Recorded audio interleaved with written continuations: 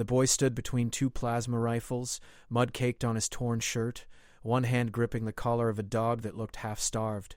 Behind him, the forward command post buzzed with tension. Warlord Kessa didn't look up from the holographic map spreading across the metal table. Her scarred fingers moved tactical markers through projected terrain while officers whispered coordinates into their comms. "We don't have time for refugees," the guard said, weapon trained on the child's chest. The boy didn't flinch. "Your daughter's alive." Every sound in the command post died. Kessa's hand froze mid-gesture. The hologram flickered, casting blue light across her weathered face. She was tall, built like the soldier she'd been before politics turned her into something worse. Gray threaded through her black hair, pulled tight against her skull. Scars marked her jaw and neck, souvenirs from assassination attempts that failed. She looked at the boy for the first time. He couldn't have been more than 12. Thin as wire, eyes too old for his face. The dog beside him was some kind of terrier mix, ribs showing through matted fur, one ear torn. "My daughter is dead," Kessa said. Her voice carried no emotion, just statement of fact. "Confirmed 3 days ago when the Crithian bombardment leveled Sector 7. I saw the footage myself." "You saw a building fall?" the boy said. "You didn't see her die." A captain stepped forward, hand on his sidearm. "Watch your mouth, kid. The Warlord doesn't need some street rat playing games while we're trying to..." "Stand down." Kessa's words cut like wire. The captain stepped back. She walked around the table, boots heavy on the metal floor. The command post occupied what used to be a warehouse before the war turned the capital into rubble and refugees. Rain drummed against the corrugated roof. Somewhere in the distance, artillery exchanged fire, a rhythm everyone had learned to ignore. Kessa stopped 3 feet from the boy. Up close, she could see the desperation in his eyes, the way his knuckles had gone white gripping the dog's collar. The animal watched her with intelligence that seemed almost human. "Why would you say something like that to me?" Kessa asked quietly. "Do you understand what happens to people who lie to warlords?" "I'm not lying." The boy's voice shook but held steady. "Luna was in Sector 7 when it got hit. She went through the tunnels, came out near the river. She's hiding in the old medical district." Kessa felt something cold move through her chest. Luna. She hadn't heard anyone speak her daughter's name in 3 days. The intelligence reports had been conclusive. Building collapsed. No survivors. The Crithians had been thorough. "How do you know this?" she asked. "Because my dog found her." Its brown eyes tracked every movement in the room with an awareness that made Kessa's instincts prickle. "Dogs don't talk," the captain muttered. "He doesn't need to talk." The boy knelt, placing his hand on the dog's head. "His name's Scout. He can find anyone. You give him something they touched, something they wore, and he tracks them. Not just scent. He knows. He understands." Kessa raised her hand for silence. She studied the boy, then the dog. 3 days ago, her world had ended. Luna had been visiting a supply depot, coordinating distribution to civilian sectors. The Crithians hit it with orbital strikes. No warning. Just fire and collapse. The building had been utterly destroyed. But tunnels ran under that district. Old maintenance corridors from before the war. Kessa knew because she'd used them herself during the early campaigns. "Even if she survived," Kessa said slowly, "the medical district is contested territory. Crithian patrols every 3 blocks. Sniper nests, automated defenses. It's a death trap." "That's why she can't get out," the boy said. "That's why she needs you to find her." "And you want what? Money? Safe passage off-world?" The boy shook his head. "I want you to take Scout with your team. Let him guide them to her. After she's safe, I want medicine. Real medicine, not the black market stuff. My sister is sick. Something's wrong with her lungs from the dust. She's getting worse." Kessa felt the weight of every eye in the command post. Outside, the war continued. On her table, the holographic display showed Crithian positions advancing on 3 fronts. She had battalions waiting for orders, civilians depending on her next decision. Resources stretched beyond breaking, and here stood a child claiming his dog could perform miracles. "Captain," she said without looking away from the boy, "bring me something Luna touched." Her jacket, the one she left in my quarters. The captain hesitated. "Warlord, we can't afford to..." "Now." Silence filled the space he'd occupied. Kessa crouched to eye level with the dog. Scout looked back at her, calm and steady. "If you're lying to me," Kessa said to the boy. "If this is some kind of trick, I will personally—" He's not lying. Standing there, water dripping from her environmental suit, was someone Kessa hadn't seen in 16 years. Someone who shouldn't exist, couldn't exist, because the Crithians had glassed their homeworld a decade ago. Queen Sareth of the Veiled Throne stood in the entrance of a human military outpost, her forearms folded in a gesture of peaceful observation, her scaled face reflecting the blue light from the holograms. "Your Majesty," Kessa breathed, hand instinctively moving to her weapon. "Lower your arms," Sareth said in perfect human standard. "I'm here under truce flag. I've been watching this conversation. The child speaks truth," her dark eyes fixed on Scout. "That creature is what brought me here. I had to see it for myself." Kessa stood slowly. Around her, soldiers remained frozen, weapons half raised, minds struggling to process an alien queen standing in their command post during active war. "You're allied with the Crithians," Kessa said carefully. "I observe the Crithians. There is a difference." Sareth moved into the room with fluid grace. 3 days ago, my scouts detected something unusual. "A Terran canine, moving through contested zones with purpose. It shouldn't have survived." Yet it navigated automated defenses, avoided patrols, crossed kill zones without triggering sensors. Impossible. Unless... She stopped beside the boy and Scout. The dog watched her with the same calm intelligence it had shown everyone else. "Unless the creature possesses abilities we don't understand," Sareth finished. "I have studied your species for years." "Dogs are loyal, intelligent." "But this?" She gestured at Scout.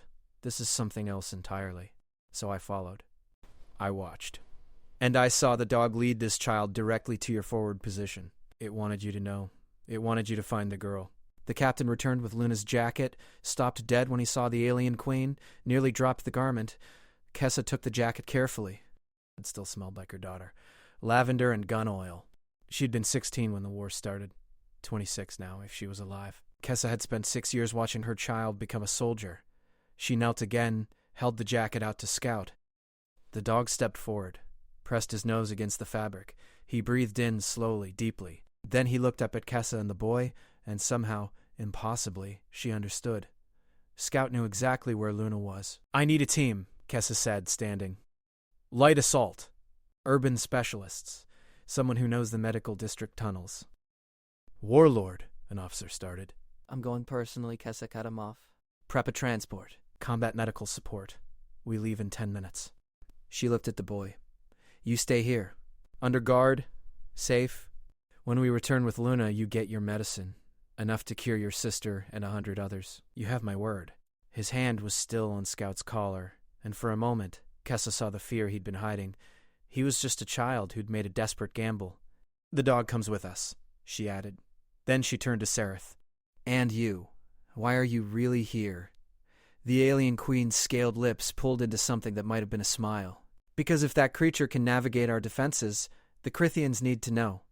And because," she paused, "because I had a daughter once, before the glassing. I would have wanted someone to try. The war didn't stop for private missions. The holographic display still showed enemy positions. Artillery still pounded in the distance. But Kessa was done weighing strategic value against hope. If there was even a chance Luna was alive, she would burn the medical district to ash to reach her. She strapped on her armor while Scout sat patiently, waiting to do the impossible. The rain kept falling on the broken city, and somewhere in the ruins a girl waited for rescue she didn't know was coming. The transport rattled through destroyed streets, its armored hull absorbing small arms fire from scattered positions. Kessa sat in the jump seat, rifle across her lap, watching Scout. The dog stood at the front viewport, nose pressed against the glass, utterly focused. The boy had been right about one thing. Scout knew exactly where he was going. 2 minutes to the medical district perimeter, the pilot called back. Beside Kessa, 3 of her best operators checked their weapons and practiced silence. Across from her, Queen Sareth had squeezed her larger frame into the human-sized compartment, her environmental suit making soft clicking sounds as she adjusted. Having an alien monarch on a rescue mission was insane. Having her was also the only reason they'd made it this far without triggering every Crithian defense system in 6 blocks. "Their sensors are calibrated to ignore my signature," Sareth had explained during prep. "You will appear as my escort. They will not fire unless we deviate from diplomatic corridors." The plan was razor thin. Scout would lead them through the ruins to Luna's position. They'd extract her, fall back to the transport, and punch through to friendly territory before the Crithians realized this wasn't a diplomatic movement. Easy. Except nothing about this was easy. The transport jerked to a stop. The rear door hissed open, revealing a landscape of broken concrete and twisted metal. Buildings stood like rotted teeth against the gray sky. Rain had turned rubble into mud that sucked at their boots as they disembarked. Scout jumped down first, immediately moving toward a collapsed apartment complex. He didn't hesitate, didn't search randomly. He moved with purpose, weaving through debris like he could see a path no one else could. Kessa followed, her team forming a protective diamond around Sereth. The alien queen's presence was the shield keeping them alive. Automated turrets tracked their movement but didn't fire. Crithian combat drones circled overhead, sensors active, weapons cold. This feels wrong, one of the operators muttered through comms. Too quiet. Scout led them into the apartment complex through a gap in the wall. Inside, the building had partially collapsed. Floors pancaked into each other, creating a maze of concrete and rebar. Water dripped from somewhere above. The smell of decay was overwhelming.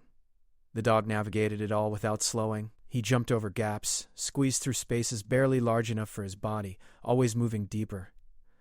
Kessa followed, her armor scraping against concrete, wondering how Luna could have survived in this tomb for 3 days.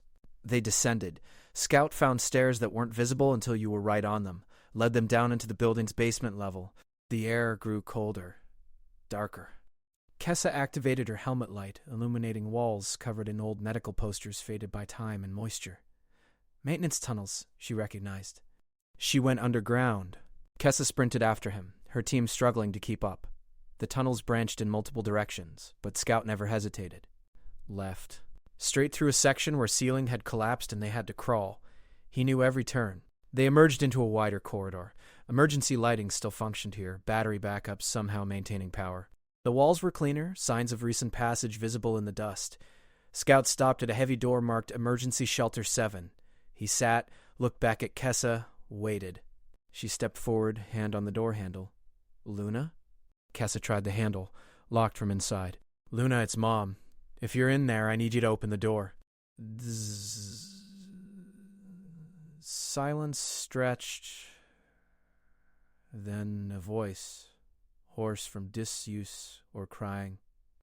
That's what someone pretending to be her would say. She was alive. When you were 9, you snuck into my command tent and rearranged all my tactical markers to spell a dirty word. I grounded you for a week. You said it was worth it. More silence, then locks disengaging. The door opened a crack, and Kessa saw her daughter's face for the first time in 3 days. Luna looked exhausted, scared, covered in dust and dried blood from a cut on her forehead, but alive. Mom? Luna's voice broke. Then she saw Scout. You found me. You actually found me. Kessa pulled her daughter into her arms, felt the younger woman shaking against her armor. Behind them, the operators maintained security positions while Sereth watched with an expression Kessa couldn't read. We need to move, one of the operators said. Extract window is closing. Kessa nodded, pulling back to look at Luna. Are you hurt? Can you walk? I'm okay. Just tired. Luna's eyes went to Sereth, widened. Is that... Later. Right now we run... The dog had done his job, found his target. Now it was about getting everyone home. They were halfway through the collapsed apartment complex when the alarm started. Red lights flashed in the distance. Automated systems going active. Kessa heard the distinctive whine of Crithian weapon charging. They know, Sereth said grimly. Someone must have observed the extraction. My presence no longer provides cover. The second hit the operator directly behind Sereth, caught the edge of his armor, spun him around. He went down hard. Move! Kessa shouted, returning fire toward the turret positions emerging from camouflage. Get to the transport! Weapons fire erupted from multiple positions. The Crithians had let them walk in, watched them recover Luna, and now they were springing the trap. The transport was 3 blocks away, but it might as well have been 3 kilometers. Scout darted ahead, barking directions Kessa somehow understood. Not the direct route, the safe route. Through a pharmacy out the back across an alley into a parking structure. The dog was navigating them through kill zones before the enemy could set up firing solutions. Luna stumbled. Kessa grabbed her arm, kept her moving. Behind them, her operators laid down, suppressing fire, buying seconds with their lives. She heard someone scream, cut short, kept running. If they stopped, everyone died. The transport came into view, ramped down, pilot firing the door gun at pursuing drones. Scout reached it first, bounded inside. Kessa pushed Luna up the ramp, turned to cover the others. Sareth was the last one running toward them, her forearms pumping, her larger frame struggling with the sprint. Plasma fire tracked her movement. A bolt caught her shoulder, spun her around. She kept running. "Get in!" Kessa grabbed the alien queen, hauled her up the ramp with strength she didn't know she had. "Go! Go!" The transport lifted before the ramp fully closed. Kessa fell backward into the troop compartment, Sareth's weight on top of her. Outside, the city became a blur of fire and destruction. Missiles launched from Krythian positions. The pilot threw the transport into evasive maneuvers that felt like getting hit by a car.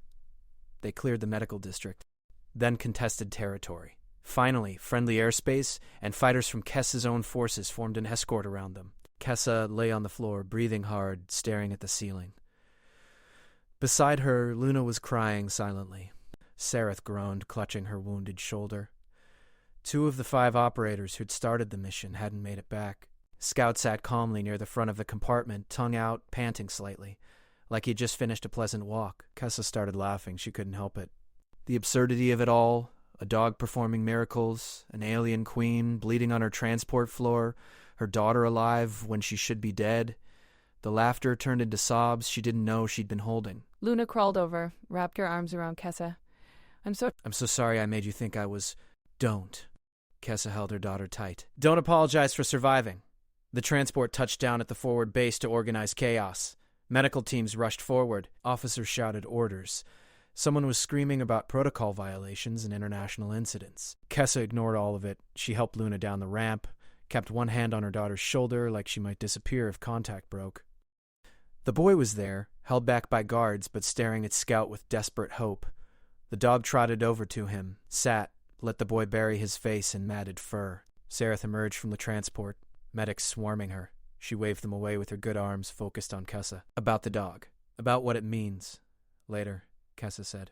Right now I'm keeping my promise. She turned to the captain. Get that boy's sister. Bring her to the medical bay. Full treatment. Best doctors we have, whatever it costs. Warlord, our supplies, our mind to distribute as I see fit. Do it. That's an order. Kessa watched the boy holding Scout, saw the hope and fear and exhaustion in his young face. He'd gambled everything on the impossible, and somehow the impossible had happened. Luna touched her arm. Mom, who's the kid? Someone who taught me to trust miracles, Kessa said. They walked toward the command post together. Behind them, Scout sat between the boy and Queen Sareth, a scruffy terrier who'd just changed the course of a war without firing a single shot. The rain had stopped. In the distance, artillery still rumbled, but for the first time in 3 days, Kessa allowed herself to believe that maybe, just maybe, not everything was lost. The war would continue tomorrow, but tonight, her daughter was alive, and that was enough. The medical bay smelled like antiseptic and hope. Kessa stood outside the quarantine room, watching through the transparent barrier as doctors worked on the boy's sister. She was small, maybe 8 years old, her breathing labored even with the oxygen mask. Whatever infection had taken root in her lungs was advanced, but the medical team worked with the intensity of people who knew their warlord was watching. Luna sat in the corner getting her own head wound stitched, refusing sedation, her eyes tracking her mother's every movement like she was afraid Kessa might vanish. The boy, he'd finally given his name as Marcus, sat with Scout on a bench nearby. The dog had been bathed, fed, checked over by a veterinarian who'd found nothing physically remarkable about him. Just a terrier, maybe 4 years old, with some malnutrition and old scars. Normal in every measurable way, except for what he'd done. Her fever's breaking, one of the doctors announced. The antibiotic cocktail is working faster than expected.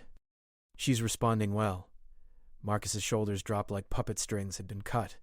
He buried his face in Scout's fur again, and Kessa looked away, giving him privacy for his relief. Sareth entered the medical bay, her shoulder now properly bandaged, moving stiffly but upright. She'd refused full treatment until Kessa's people were cared for first. Protocol for a visiting monarch, she'd said, though Kessa suspected it was something else. Something about understanding loss and priority. Your doctors are efficient, Sareth observed, stopping beside Kessa. The child will live. Yes. Then Sareth said quietly, We need to discuss what happened today, which your scout represents. He's Marcus's. Semantics. The creature demonstrated abilities that should not exist. Navigation through hostile territory without maps or training. Tracking across 3 days and multiple kilometers, understanding complex situations, and responding appropriately. My people have been studying Terran canines for years. This exceeds all parameters. Kessa turned to face the alien queen. What are you suggesting? I'm suggesting that whatever Scout is, he's not unique. There must be others. Perhaps many others. Sareth's dark eyes held something Kessa recognized. The look of someone seeing their world shift. The Prithians believe they understand all your advantages. Your tactics. Your technology. Your psychology. They have calculated victory based on known variables. But they didn't account for dogs that can perform miracles. Precisely. Sareth glanced toward Marcus and Scout. In war, the unknown variable is everything. If there are more like him, properly trained, properly deployed, she trailed off. Saw the potential and the danger. You want to study him? Find out what makes him special. Weaponize it. I want to understand him, Sareth corrected. Understanding is not the same as exploitation. Though I won't lie, yes, the tactical applications are significant. Dogs that can navigate enemy defenses, locate targets, operate in environments where technology fails. But more than that, she paused. I watched Scout today. Really watched him. He didn't just track your daughter. He chose to help Marcus. Chose to find you. Made decisions based on compassion, not programming or instinct. That kind of intelligence, that kind of heart, it matters. The doctor emerged from the quarantine room. She's stable. The infection is clearing. She'll need rest and continued treatment, but she'll make a full recovery. Marcus looked up, eyes red. Can I see her? In a few hours. Let her sleep first. But yes, you can see her. The boy nodded, then stood and walked over to Kessa. He had to crane his neck to look up at her. Thank you for keeping your promise. For bringing Luna back. For saving my sister. Kessa knelt to his eye level. Thanks, Scout. He's the one who did the impossible. I just followed. He needs someone to follow, Marcus said simply.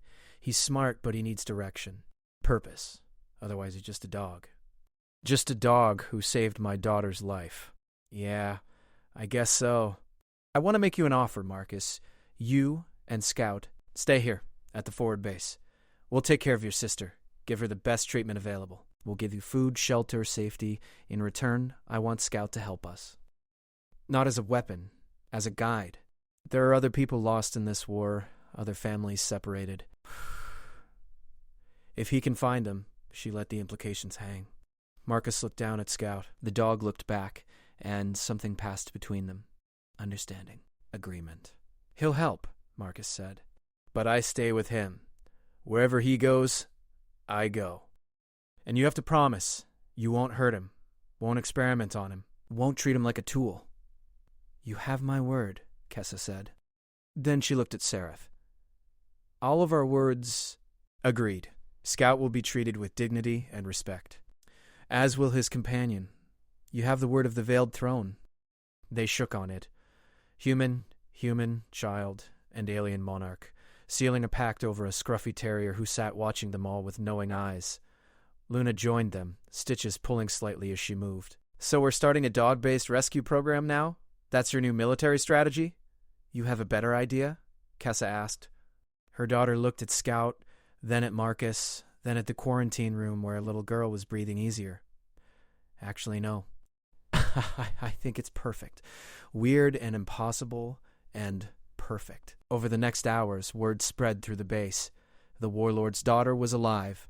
An alien queen was in the medical bay, and a boy with a remarkable dog had made it all possible. Soldiers came by to see for themselves, to touch Luna's shoulder and confirm she was real, to stare at Scout like he was a religious icon. Morale had been bleeding out for weeks. Let them have this. Let them believe that miracles could still occur in a war that had taken so much.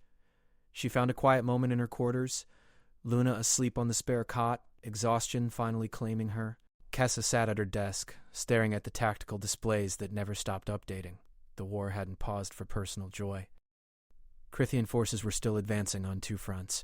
Resource projections still showed critical shortages in 3 months. The math of survival still didn't add up. But her daughter was breathing. That changed something fundamental in Kessa's calculations. Not the strategic ones, those remained brutally clear. The personal ones. The reasons she was fighting. She'd been operating on autopilot since Luna's presumed death, making decisions from a place of cold logic because emotion was too dangerous. Now emotion was back, flooding through the cracks in her armor. Fear and love and desperate hope all tangled together. A knock at her door. Sareth entered without waiting for permission, moving with the careful stiffness of someone managing pain. "Your sentries tried to stop me," the alien queen said. I explained that I had diplomatic immunity. They seemed unconvinced. "Their right to be cautious. We're still at war with your allies." "Observers?" "Not allies. There is a difference." Sareth settled into a chair not designed for her frame. "The Crithians will want to know what happened today. They'll want to know about Scout. Will you tell them?" "No, because I've decided something during my time here." Sareth's expression was difficult to read, her alien features not quite mapping to human emotion. "The Crithians are wrong about humans. About this war. About what matters. They see your species as obstacles to resources, problems to be eliminated through calculated application of force. But they don't understand that you fight not just for survival but for each other, that you'll risk everything for a single child, a single dog, a single chance at something better." She leaned forward. "Today, a boy trusted you with his most precious secret. You trusted him back. An alien queen helped rescue a human girl because once, long ago, she had a daughter too. None of this makes strategic sense. All of it makes perfect sense." "What are you really saying?" "I'm saying the Veiled Throne withdraws its observation status with the Crithian fleet, effective immediately. We will no longer provide intelligence, navigation data, or tactical cooperation." Sareth stood carefully. "We will also not interfere with your operations. We will simply watch. Truly watch. And remember what it means to value life over calculation. The Crithians will consider it a betrayal, perhaps, but I watched a dog navigate impossible odds to save a girl he'd never met. I watched a child gamble his only leverage to help his sister. I watched a warlord honor her promise even when it cost her resources she couldn't afford." Sareth moved toward the door. "I've seen too much death, Warlord Kessa. I won't add to it anymore. Not when there are still beings willing to choose compassion over conquest." She paused at the threshold. "Scout is not unique because of enhanced abilities. He's unique because he chose to care. That choice is what makes the difference. Remember that when the tactical situations become impossible. The choice to care, anyway." Then she was gone, leaving Kessa alone with her sleeping daughter and thoughts too large for midnight. The next morning, Kessa found Marcus in the training yard. He'd been given proper clothes, a shower, food. He looked like what he was, a child who'd carried too much weight for too long. Scout sat beside him, watching the soldiers run through combat drills. "Your sister woke up?" Kessa told him. "She's asking for you." Marcus's entire body relaxed. "Can I see her now? But first, I need to know something. How did you know?" "About Scout's abilities, about what he could do." The boy was quiet for a moment, watching his dog. "After my parents died in the bombing, it was just me and Lara. We were in the southern sectors trying to get to the refugee zones, but there were patrols everywhere. Crithian drones. We were lost, scared. Then Scout found us. Just appeared one day, followed us. And I realized he wasn't just following, he was leading, away from danger, towards safety. He'd stop when patrols were close. Wait until they passed. Guide us through routes that shouldn't have been safe but were." Marcus looked up at Kessa. "I started testing it, giving him things people had touched.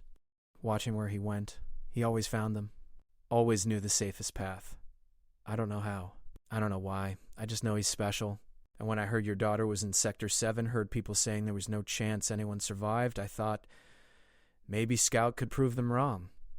"He did," Kessa said quietly. "More than that. He proved that impossible things can still happen. That hope isn't always foolish." She knelt beside Scout, scratched behind his torn ear. The dog leaned into her touch, tail wagging slightly. "I'm going to send teams into contested territories," Kessa said. "Rescue operations for stranded civilians. Soldiers caught behind lines. People who might still be alive if someone could just find them. I want Scout to lead those teams. With you beside him, you'll be fed, protected, given everything you need. In return, you help us save lives. Is that acceptable?" Marcus looked at his dog. Scout looked back. That silent communication happened again. "We'll help," Marcus said. "But only rescue missions. Scout won't lead anyone into combat. It won't be used to target enemies. Just finding people who need help." "Agreed. Only rescue. Only life, not death." They shook hands, Child and Warlord sealing the pact. Over the following weeks, Scout and Marcus became legends on the base. The dog who could find anyone. The boy who spoke in gestures and silence but commanded respect from soldiers twice his age. They led 7 rescue missions into contested zones. Brought back 43 civilians, 12 soldiers, even a Crithian defector who'd been hiding in the ruins, waiting for someone to offer mercy instead of execution. Each mission was impossible. Each one succeeded. Luna joined them on the 4th mission, refusing to stay behind while others risked their lives. She and Marcus developed an odd friendship, the warlord's daughter and the refugee boy working together with a remarkable dog between them. Kessa watched her daughter laugh for the first time in months, saw something heal in Luna that combat had broken, purpose beyond survival, hope beyond strategy. The war continued. Battles were won and lost. The Crithians pushed forward on some fronts, retreated on others. The mathematics of conflict remained brutal and precise. But Kessa's forward base developed a reputation. The place where miracles happened, where a dog could navigate impossible odds, where a warlord kept her promises, where life was valued over tactical advantage. Deserters from other sectors started arriving. Civilians who'd heard stories, even some Crithian soldiers who'd seen scout work and decided that maybe, just maybe, there was more to this war than they'd been told. Queen Sereth visited twice more, always alone, always bringing information about Crithian movements that she claimed to have acquired through observation. The intelligence was always accurate. Kessa didn't ask questions. On the night of the 7th successful rescue, Kessa stood in the command post watching holographic displays. Marcus was asleep in the corner, exhausted from the day's mission. Scout lay beside him, head resting on the boy's leg. Luna sat at the tactical table, learning to read terrain maps, asking smart questions that made Kessa proud. An officer approached carefully. "Warlord, we've received a communication." From Crithian command. "They're requesting a meeting." Under truce flag. Kessa looked up sharply. "What? They want to discuss terms. Not surrender? Just terms. They specifically mentioned the rescue operations. Mentioned Scout by name. Something cold moved through Kessa's chest. When? Tomorrow. Neutral territory. They've offered guarantees of safe passage. Mom, it could be a trap. It probably is a trap, Kessa agreed. But it's also the first time they've ever requested dialogue. That means something. She looked at Marcus and Scout. It means they're afraid of what we represent. Not our weapons. Our choices. She turned to the officer. Accept the meeting. I'll attend personally. With appropriate security. Then she looked at Luna. And with my daughter. Let them see what they failed to kill. Let them understand that some things refuse to die. The meeting was set. The war hadn't ended. But for the first time since it started, both sides were talking instead of just shooting. And it had all begun with a boy telling a warlord his dog could perform miracles, and a warlord desperate enough to believe. The neutral territory was a bombed-out cathedral, its roof open to sky, walls pocked with weapon fire. Rain fell through the gaps, collecting in puddles on the cracked floor. Kess arrived with a security detail of 6 soldiers, Luna at her side, both in full combat armor. Marcus had insisted on coming, Scout trotting calmly between them like this was just another walk. The Crithians were already there, 3 of them, their insectoid features hidden behind environmental masks, armor gleaming despite the conditions. The lead negotiator was tall, even for their species, bearing the marks of high command. They stood on the opposite side of what used to be the altar, the space between filled with rubble and rain. Warlord Kessa, the Crithian said, their translator rendering the words in flat human standard. Thank you for meeting us. Commander Zeth, Kessa replied, recognizing the markings. I'm surprised you requested this. Your species doesn't typically negotiate. Our species prefers calculated victory. But recent events have introduced variables we did not anticipate. Zeth's compound eyes focused on Scout. Your animal. It has become a problem. He's not my animal. He's his own being, making his own choices. Semantics. The creature has disrupted 7 military operations through rescue interference, has navigated our defense systems without triggering responses, has demonstrated capabilities we cannot model or predict. This creates uncertainty. We dislike uncertainty. Marcus stepped forward.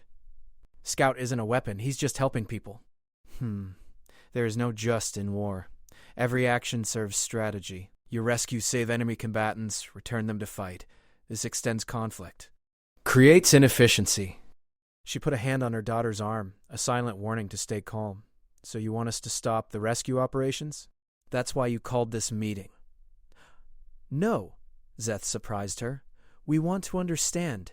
The Veiled Throne has withdrawn support, claiming philosophical differences. Our intelligence indicates this decision relates directly to your dog's activities. Queen Sareth cited the choice to care as reasoning. We find this explanation insufficient. We need tactical clarity. One of the other Crithians spoke up. Why do you expend resources saving civilians with no military value? Why risk operators for targets that provide no strategic advantage? Why prioritize emotion over efficiency? We have studied your species extensively. We understand your pack bonding, your reactional attachment to specific individuals, but this exceeds normal parameters. Kessa looked at Scout, then at Marcus. The boy met her eyes, understanding what she needed to say, but not how to say it, so she kept it simple. Because we're not machines. We can't calculate which lives matter and which don't. Every person Scout finds is someone's daughter, someone's brother, someone's friend. If we start deciding who's worth saving based on tactical value, we become exactly what we're fighting against. Inefficient sentiment. Maybe, but it's what makes us human. And apparently, it's what makes us unpredictable enough to scare you into asking for a meeting. Rain kept falling. Somewhere in the distance, something exploded, a reminder that this temporary peace was fragile and local. Zeth tilted their head in a gesture that might have been consideration. Queen Sareth said something similar. That the capacity to choose compassion over calculation was not weakness, but unknown strength. We found this claim illogical. But statistical analysis supports unexpected conclusion. Sectors where your rescue operations occur show decreased local resistance. Civilian populations become cooperative rather than hostile. Even some of our own soldiers have begun questioning operational parameters after witnessing your dog's behavior.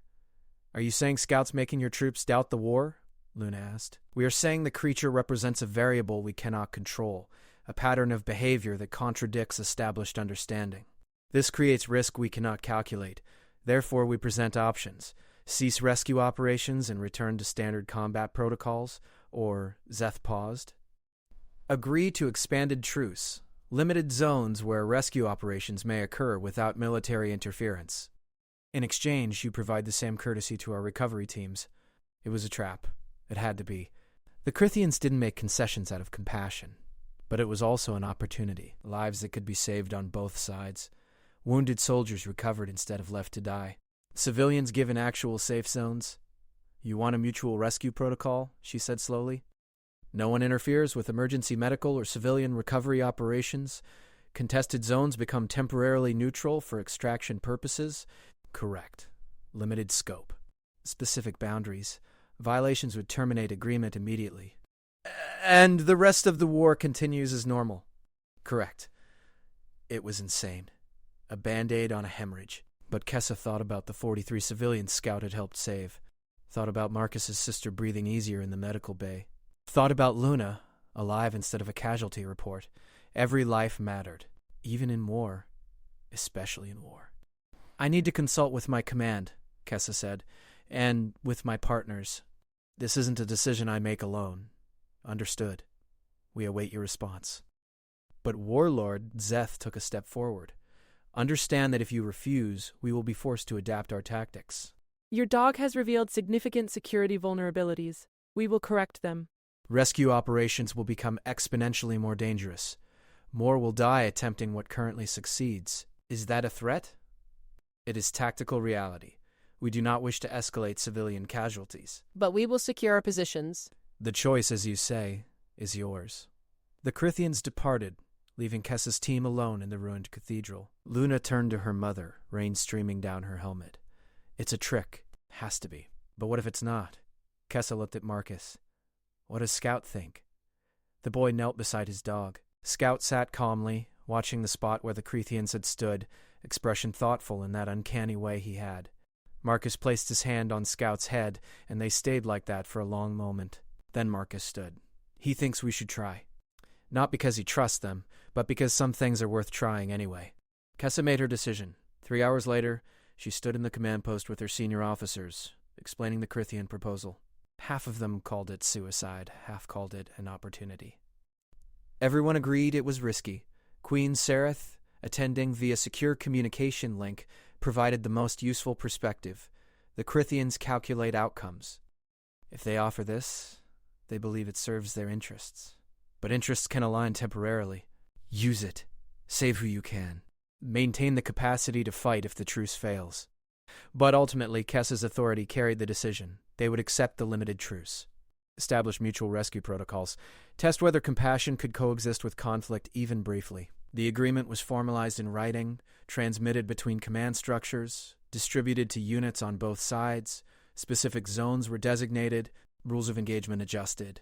Medical teams from both sides began coordinating, cautiously, suspiciously, but genuinely. The first test came within days. A transport had crashed in contested territory, carrying Crithian wounded. Normally, Kessa's forces would have destroyed it. Instead, they held fire, watched as Crithian recovery teams extracted their soldiers under the protection of the new protocol. Later that same day, 3 of Kessa's soldiers were trapped in a collapsed bunker.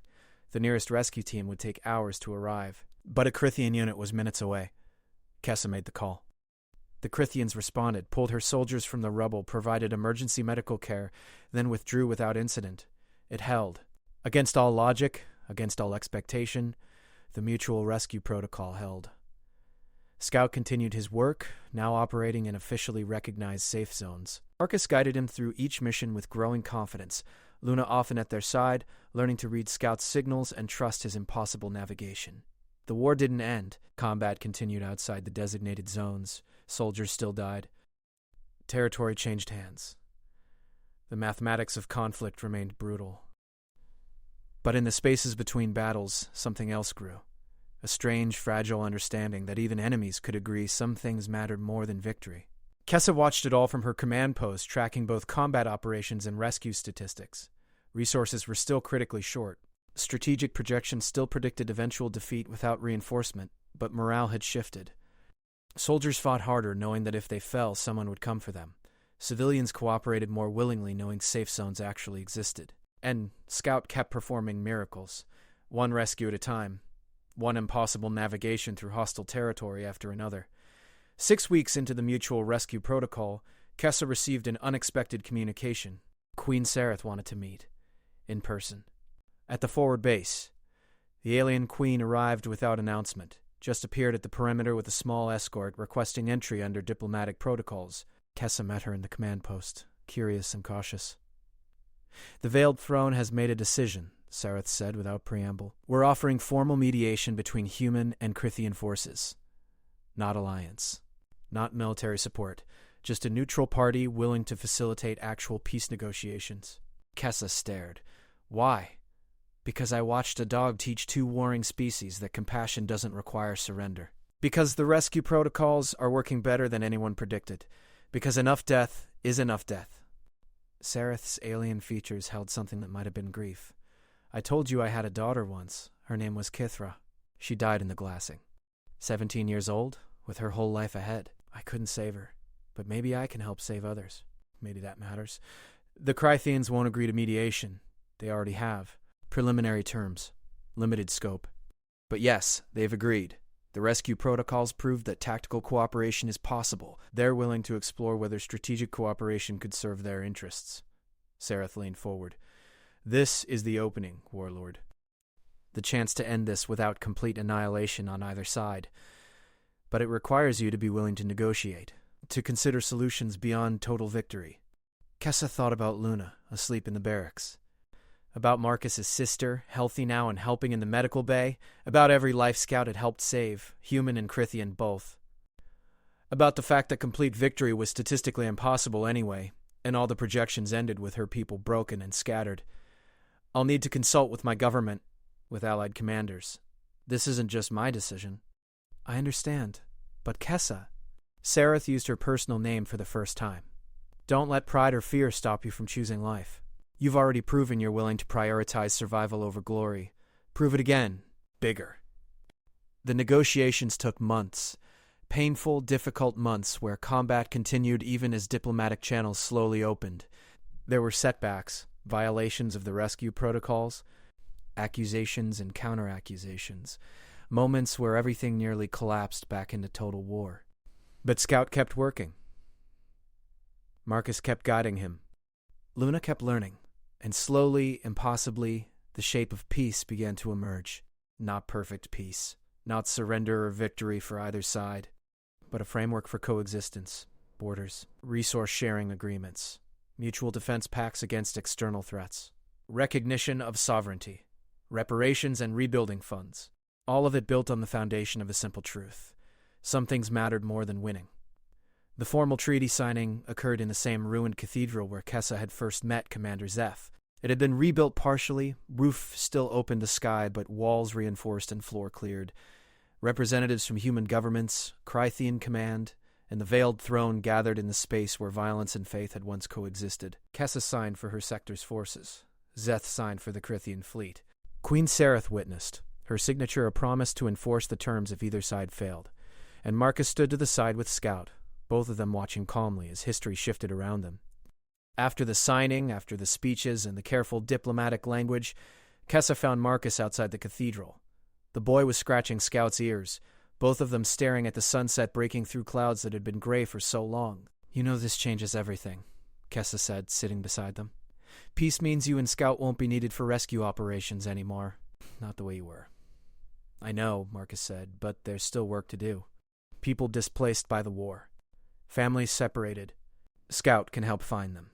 Bring them together. Not military operations. Just reunions." Kessa smiled. "That sounds good. Important." Then Marcus asked, "Do you think it'll last? The peace?" "I don't know. Peace is harder than war. Requires more trust, more patience, more willingness to compromise." She looked at the boy. "But if a scruffy terrier could teach two species to stop killing each other long enough to talk, maybe anything's possible." Luna joined them, moving easily now, the limp from her injuries almost gone. She'd been accepted into officer training, was learning strategy and tactics from her mother. She sat on Marcus's other side, making it a circle. "Queen Sereth told me something earlier," Luna said. "She said the real miracle wasn't Scout finding me. It was everyone choosing to care that he had. Could have ignored Marcus. Could have assumed I was dead and moved on." But you didn't. That choice, that's what changed everything. "Scout made it possible," Marcus said quietly. "Maybe. Or maybe you made Scout possible. Gave him someone to follow. Someone to help." Luna looked at her mother. "Either way, I'm glad you listened to a kid with an impossible claim." Kessa put her arm around her daughter. "So am I." The sun set fully, painting the sky in colors that hadn't been visible through smoke and ash for years. The city around them was still broken, still scarred, but repair crews were already working. Human and Crythian both, following the same blueprints, building something new from ruins. It would take decades to fully heal, generations to rebuild trust, but it was possible now, real, tangible, achievable. All because a boy had walked into a military base with a dog and a desperate hope. All because a warlord had chosen to believe. All because a dog had decided that finding people mattered more than anything else. Marcus stood, brushing dirt from his pants. "Come on, Scout. Let's go check on Lara. She'll want to hear about the signing." The dog trotted beside him, and they walked toward the forward base together, boy and Miracle, heading home. Kessa and Luna watched them go, sitting in the ruins of a cathedral that had survived war and would survive peace, too. "You think there are more like Scout?" Luna asked. "Other dogs with impossible abilities?" The world could use more miracles. And somewhere in the gathering dark, Scout barked once, a sound that might have been agreement or joy or simply the noise of a happy dog who'd done good work. The war was over. The peace was beginning. And the boy who'd trusted a warlord with his impossible claim was heading home to his sister, the dog who'd saved them all walking calmly at his side. It was enough. More than enough. It was everything.